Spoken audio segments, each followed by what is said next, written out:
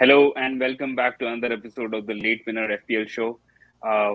Before we move forward, please remember to like, share, and subscribe to our videos and follow us on the social media handles. Today we're going to discuss about about our team reveal and the captaincy picks for game week 13. I think looking at the fixtures, Rishabh, I think obviously you and I should be pretty excited about the fixture we have against each other. So I think No that's more, no more Chelsea United talks, man. On the pod, I'm bored of talking about the same thing throughout the week. But are you happy with the interim coach appointment? Yes, I think I am. I would have not taken anyone else except Ragnarok. That's why I kept telling on the pod as well that I want United to appoint a coach and not go for an interim manager, because I really didn't think that they were going to go this route. I really thought that they were going to appoint someone like Valverde or Steve Bruce. Names were also coming in the place, but yeah, like I'm happy that some footballing decision has been made.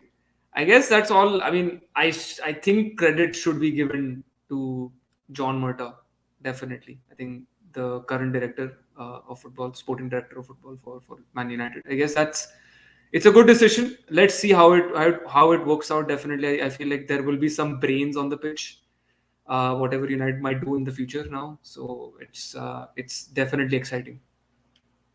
Absolutely, I think obviously he's not available for the Chelsea match, but I think is touted to start on Monday or Tuesday, I believe. But I mean, it's not even been. It's all these reports that they have confirmed. There is nothing between. There is nothing official yet. Yeah, it's the same. It's the same thing. It's the same thing as Ole was touted to be sacked, and the next morning he got sacked. So I think it's something similar, I would say. Yeah. So maybe No, I mean, I definitely trust David Ornstein from The Athletic. He's definitely one of the most reputed, reputed writers out there, and yeah, I trust his source. If he's reporting it, then definitely there is a deal between United and Ragnick. So, let's see, man. Thankfully, some pain might just go away. So, thankful for that. But yeah, apart from the Chelsea United match, I think a couple of other good fixtures. City versus West Ham definitely is a exciting fixture. I don't know how much point scoring will it be, but I think it is one of the most other exciting fixtures. You have Liverpool versus Southampton and Arsenal versus Newcastle. So, and I think Crystal Palace versus Aston Villa can also be a pretty good fixture. I mean, with Steven Gerrard under the helm and Crystal Palace which is in great form right now. So I think that could be a great matchup as well. That game for me, I want to watch that game, but obviously, like I think I'll definitely watch that game over Liverpool. I would want to know. Yeah, I would want to see more of Villa. It's now that Gerrard is back. Yeah, I think Liverpool is a given that they're going to win. So yeah, but yeah, I would have been glad if that game would have been in place of Brighton versus Leeds. So I could have been that might have been the sole game. So could have enjoyed that game a little bit. Yeah, and I think talking about our team going forward, I think we had a pretty good week last week as well. In terms of points, we had 85 points, and even though our rank dropped, which is surprising based on the actually that is wrong. That is wrong. So actually, our rank increased by 26,000. So that's my bad. That's not a red arrow. Come on, guys, it's a green arrow. Yeah, actually. In the first day of the matchup, I think we were in top 20K at that point. So and we were expecting, so we were expecting ourselves to be in a much better position by the end of the week, but unfortunately that didn't happen for us. But I think still I would say strong position. We're doing all the right things right now. Hopefully keeps on improving for us. So let's start with the team reveal now. I think in terms of team reveal, we do not have any changes as for that matter, I believe. We have changes, man. Come on. I mean, sorry. I mean, we don't have any major changes. I would say we have instead of Sanchez, we are starting with 𝗕𝗲𝗓 in this match. Maybe we might get Sanchez into the team because I think Brighton versus Leeds is going to be a better fixture in terms of for goalkeepers. So we might actually we might actually bring in Sanchez in that case. I'm definitely. I think I can say for sure that Aston Villa versus Crystal Palace is going to be a 0-0 draw. Definitely. Okay. Let's see. But yeah, talking about the defense again, we have Rudiger, we have Trent, we have Cancelo and Duffy. Obviously, we had to substitute Chilwell, who is which actually pains a lot to say, but probably is out for the season with the torn ACL, I believe. And the reports are yet to be confirmed, but we do know for sure that he's out at least for the rest of the month, for the December month. So we're not going to see him at least for the next 4 or 5 game weeks.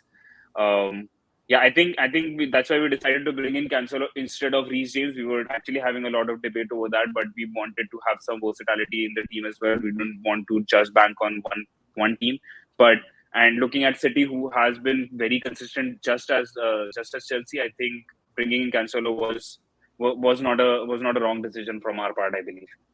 Definitely not. Yeah. Moving on to I feel like if we had one more transfer, I would have transferred Rudiger to James.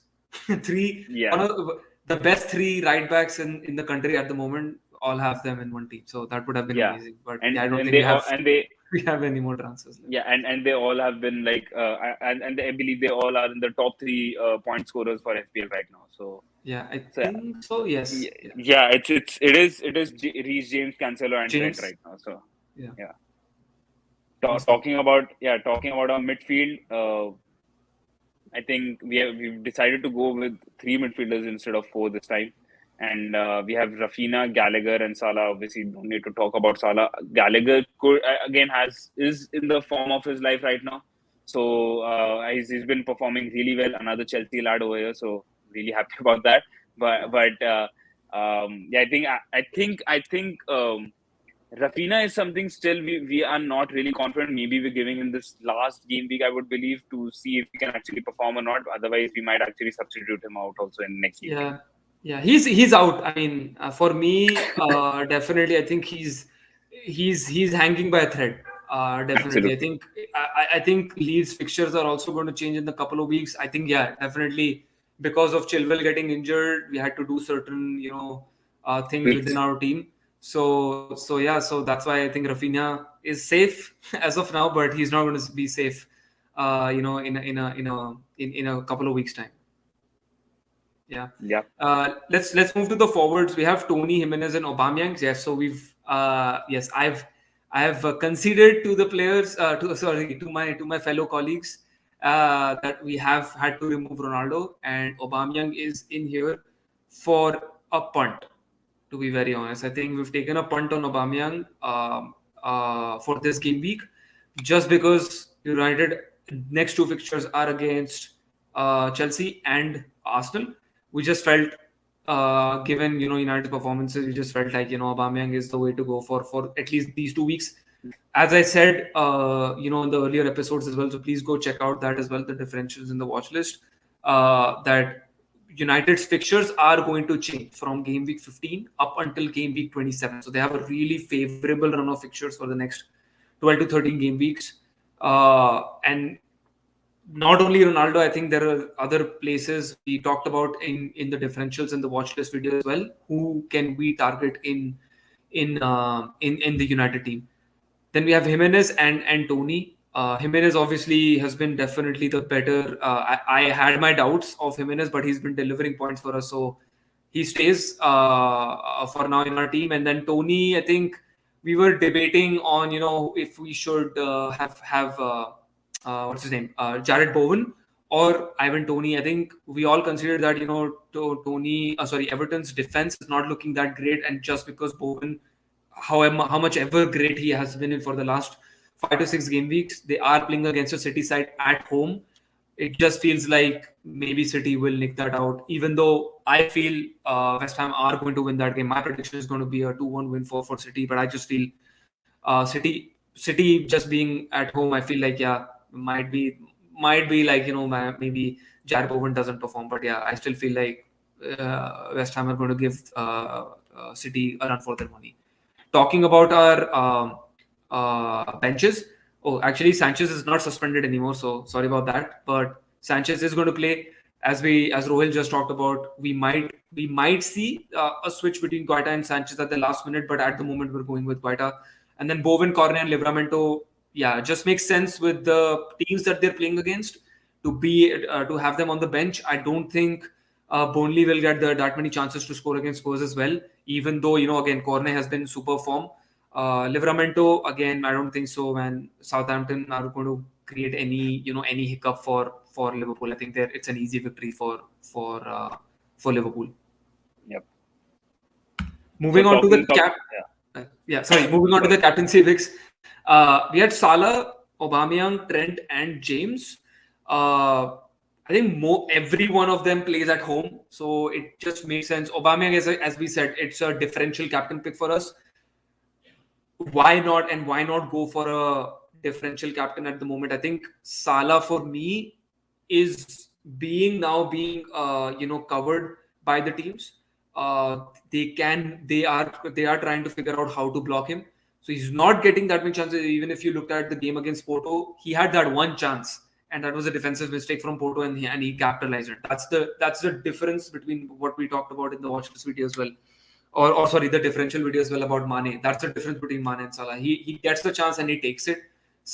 Mane gets the chances, but Mane gets more chances than Salah, but he doesn't convert, too often. For Aubameyang, as we said, it's a punt for us. It's a differential captain pick for us. And as we talked about, Cancelo, Trent, and James are the three best right backs in the world, in the country at the moment. Maybe even in the world. Who's to say that? Who's to deny that right now? Actually. So those two are actually also differential captain picks for us. I think James can have a blockbuster of a game against United. Trent, obviously, we all know how great he is. As a 7.5 or 7.7 defender. I actually take him as a 7.7 midfielder, and I don't count him as a defender.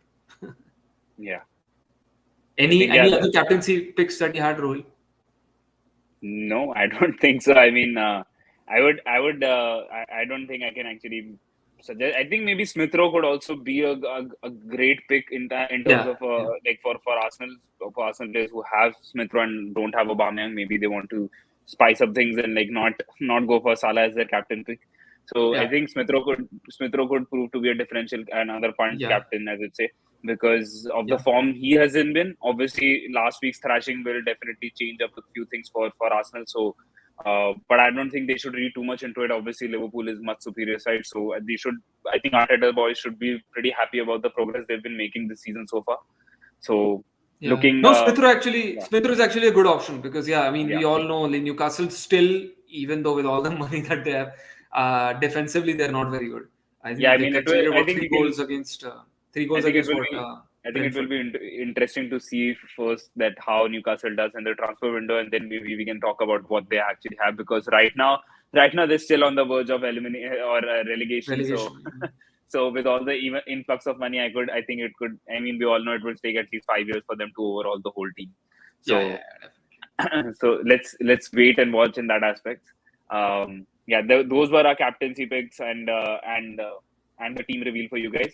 Do let us know in the comment section if you have any other captain picks which you would like us to consider as well, or you guys are considering. I think maybe if one of you guys is considering Bernardo Silva as well for the City fixture, you can choose him as well.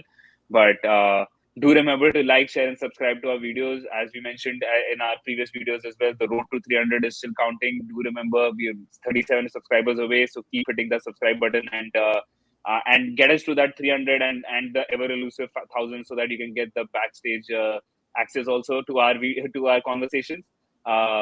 Thank you guys for joining in, and catch you guys next week for Game Week 14. So good night.